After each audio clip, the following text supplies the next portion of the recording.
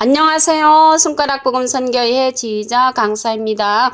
오신 것을 진심으로 환영하며 해피 바이블을 열어가도록 하겠습니다. 오늘 증거드릴 말씀의 제목은요. 185강 나의 모략을 이룰 사람을 부를 것이라 라는 제목으로 하나님의 말씀을 통하여 알아보는 시간을 갖도록 하겠습니다. 그래서 하나님의 모략을 이룰 자를 말씀을 통하여 보도록 하겠습니다. 이사야 46장 11절을 보시면 내가 동방에서 독수리를 부르며 먼 나라에서 나의 모략을 이룰 사람을 부를 것이라. 여기에서 보니까 하나님의 모략을 이룰 자가 동방에서 독수리를 부른다고 했습니다. 그래서 동방에서 독수리를 부르는데 그 자가 하나님의 모략을 이룰 자라는 것이죠. 그러면서 내가 말하였은즉 정령 이룰 것이요 경영하였은즉 정령 행하리라. 그래서 이러한 말씀을 이루고 정령 행한다는 그러한 하나님의 말씀이 이사야 46장 11절에 기록되어 있습니다. 여기서 동방에서 독수리를 부른다고 했는데요. 이 독수리가 어떠한 인물인가 보도록 하겠습니다. 계시록 8장 13절을 보시면 내가 또 보고 들으니 공중에 날아가는 독수리가 큰 소리로 이르되 땅에 거하는 자들에게 화가 있으리로다. 여기서 보니까 그 공중에 날아가는 독수리가 땅에 거하는 자들에게 화가 있을 것을 예언하는 그러한 예언의 사명자라는 것을 알 수가 있습니다. 그런데 이제 화가 있을 것을 예언했는데 이 예언하기 전에 어떠한 사건이 일어났냐면요. 계시록 8장 7절에 보시게 되면은 그 첫째 천사가 이제 나팔을 부니까 피 섞인 우박과 불이 나서 땅에 이제 쏟아짐에 땅의 3분의 1이 타서 사위고요. 수목의 3분의 1도 타서 사위고 각종 푸른물도 타서 사위는 그러한 사건이 일어납니다. 그래서 여기에서 3분의 1이 전부 다 없어지는 그러한 사건인데 수목과 그 풀은 하나님의 말씀에 보면은 예레미야 5장 14절에 그 나무는 하나님의 백성을 상징하고요. 풀은 이사야 40장 7절에 보면은 풀도 하나님의 백성을 상징하는 것을 알 수가 있습니다. 그리고 둘째 천사가 나팔을 부니까요. 불붙는 큰 산과 같은 것이 바다에 던지우게 되는데 바다의 3분의 1이 피가 되고요. 바다 가운데 생명 가진 피조물들이 3분의 1이 죽고요. 배들의 3분의 1이 깨어지는 그런 사건이 일어나는 것입니다. 그리고 이제 셋째 천사가 나팔을 부니까 큰 별이 하늘에서 떨어지죠. 강들의 3분의 1과 여러 물샘이 이제 떨어지니까 그 3분의 1이 이제 쑥이 되고 그 3분의 1이 쑥이 되는 그 사건으로 인해서 많은 사람이 죽는 사건이 셋째 천사의 나팔 때 이러한 사건이 일어납니다. 그리고 넷째 천사가 나팔을 부니까 해 3분의 1과 달 3분의 1과 별들의 3분의 1이 이제 어두워지는 그러한 사건이죠. 낮 3분의 1도 이제 비침이 없다고 했습니다. 그러면서 이제 계시록 8장 13절에 가서 이러한 사건이 일어나는 거죠. 내가 또 보고 들으니 공중에 날아가는 독수리가 그러한 사건이 일어난 후에 공중에 날아가는 독수리가 큰 소리로 예언을 하는데 땅에 거하는 자들에게 화가 있으리로다. 이러한 화가 있을 것을 예언하는 독수리 사명자가 나타납니다. 근데 여기에서 보니까 공중에 날아가는 독수리라고 했잖아요. 그래서 공중에 날아가는 독수리는 땅에 있는 모든 사건들을 다 볼 수 있는 그러한 독수리죠. 그래서 하나님의 차원에 있는 그 예언하는 그러한 사명자를 가리켜서 독수리로 상징되었다는 것을 알 수가 있습니다. 출애굽기 19장 4절을 보시겠습니다. 나의 애국 사람에게 어떻게 행하였은가? 내가 어떻게 독수리 날개로 너희를 업어 내게로 인도하였음을 너희가 보았느니라. 그래서 여기서 독수리 날개로 업어서 애굽에서 사람들을 인도했다고 했는데 여기에서 독수리는 그때 당시 모세를 가리켜서 이제 독수리로 이제 상징을 한 것입니다. 그래서 동방의 독수리는 하나님의 모략을 이룰 자로 모략의 신을 그란 받은 자입니다. 모략의 신을 받은 그란 자를 보도록 하겠습니다. 이사야 11장 2절을 보시게 되면은 여호와의 신 곧 지혜와 총명의 신이요 모략과 재능의 신이요 지식과 여호와를 경외하는 신이 그에게 강림하시리니. 그래서 여기서 신이 나왔는데요. 신은 요한복음 10장 35절에 보시게 되면은 성경은 패하지 못하나니 하나님의 말씀을 받은 사람들을 신이라 하셨거든. 그래서 하나님의 말씀을 받은 사람을 이제 신이라고 했습니다. 그래서 말씀 받은 그 육체가 신이 아니고 그 말씀 받은 사람의 입에서 나오는 그 말씀이 신이 되는 것인 줄로 믿습니다. 그래서 동방의 독수리는 모략과 재능의 신을 받은 그러한 신이라는 것을 알 수가 있고요. 지혜와 총명의 신과 여호와를 경외하는 신을 받은 그러한 독수리 사명자라는 것을 알 수가 있습니다. 여기에서 모략이 나왔는데요. 도대체 모략은 무엇인가 보도록 하겠습니다. 미가서 4장 12절을 보시면 그들이 여호와의 뜻을 알지 못하며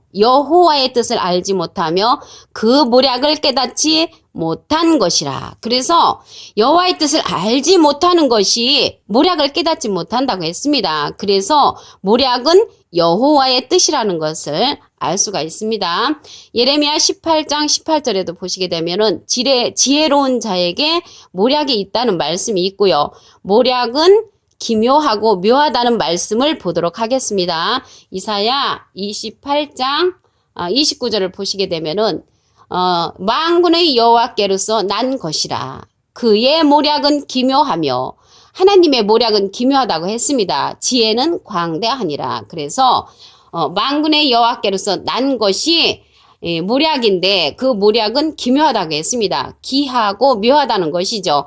그래서 이 모략 가운데 하나님의 뜻이 숨겨져 있다는 것을 알 수가 있습니다.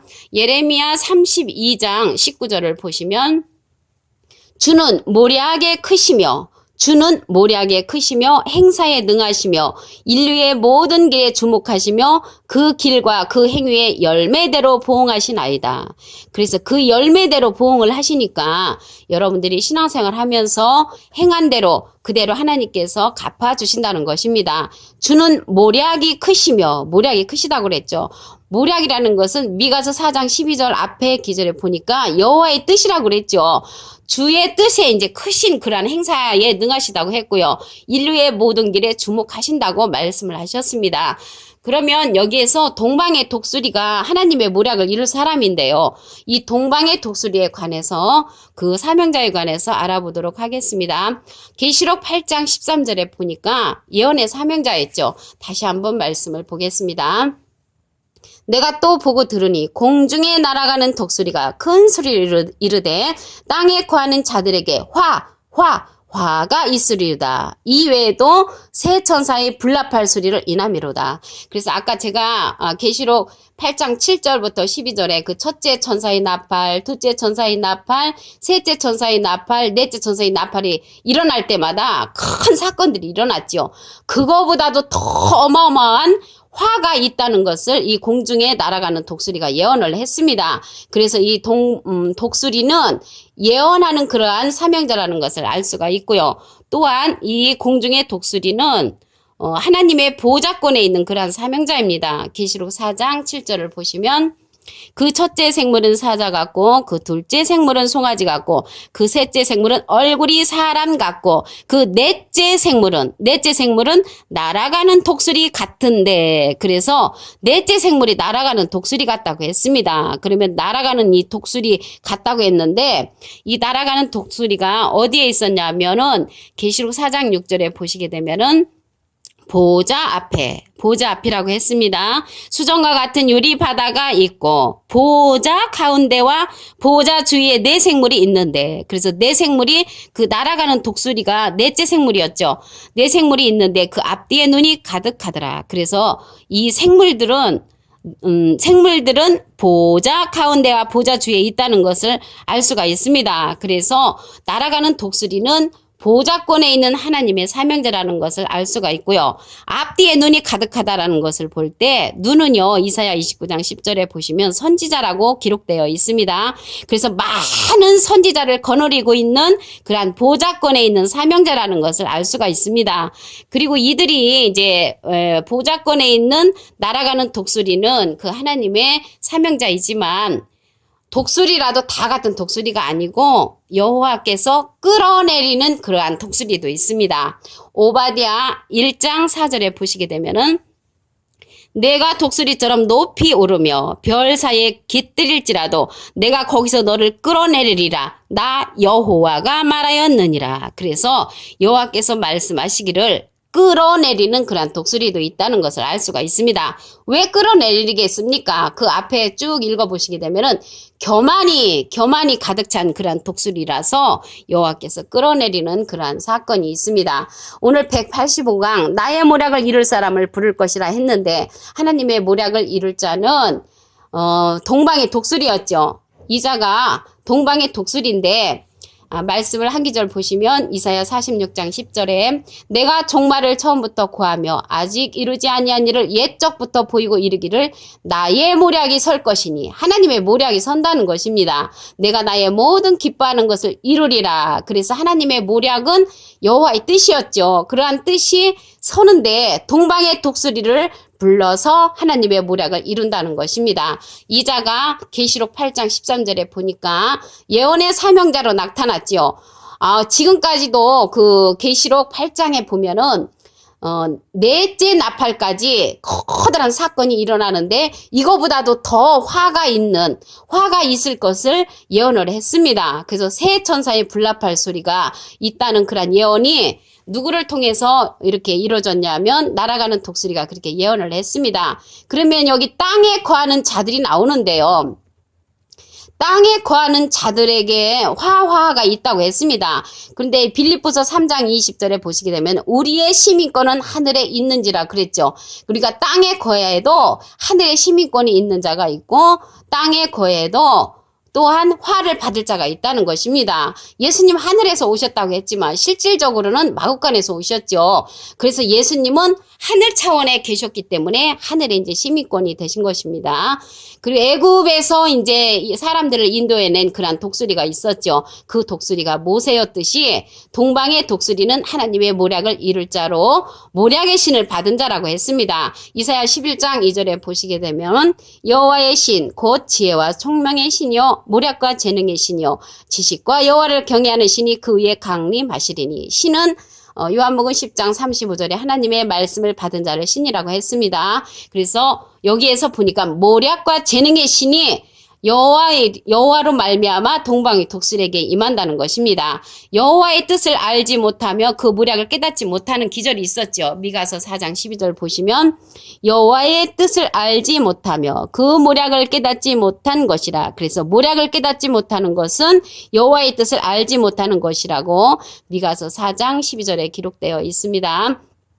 예레미야 32장 19절을 보시게 되면은 주는 모략에 크시며 그 하나님의 여호와의 뜻에 이제 크신 뜻을 두시고 행사에 능하시다고 했고요. 인류의 모든 길에 주목하신다고 했으며 그 길과 그 행위의 열매대로 보응하시나이다. 그래서 우리가 행한 대로 하나님께서 갚아주신다는 것입니다.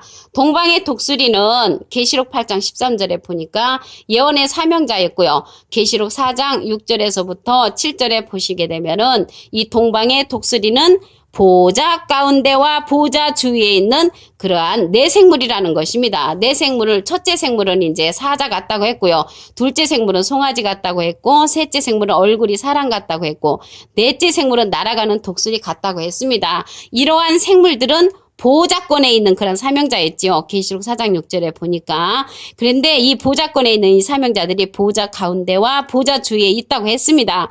앞뒤에 눈이 가득하다라는 것은 많은 선지자들을 거느리고 있다는 그런 사명자입니다. 여기에서 눈이 가득하다라는 것은 이사야 29장 10절에 선지자가 많이 있다는 것입니다. 그리고 독수리는 독수리지만 여호와께서 끌어내리는 독수리가 있었죠. 오바댜 1장 4절에 보시게 되면은 내가 독수리처럼 높이 오르며 별 사이에 깃들일지라도 내가 거기서 너를 끌어내리리라. 나 여호와가 말하였느니라. 그래서 하나님께서 끌어내리는 그러한 독수리는 교만한 독수리입니다. 오늘 185강 나의 모략을 이룰 사람을 부를 것이라 라는 제목으로 하나님의 말씀을 통하여 상고해보는 시간을 가졌습니다. 감사합니다.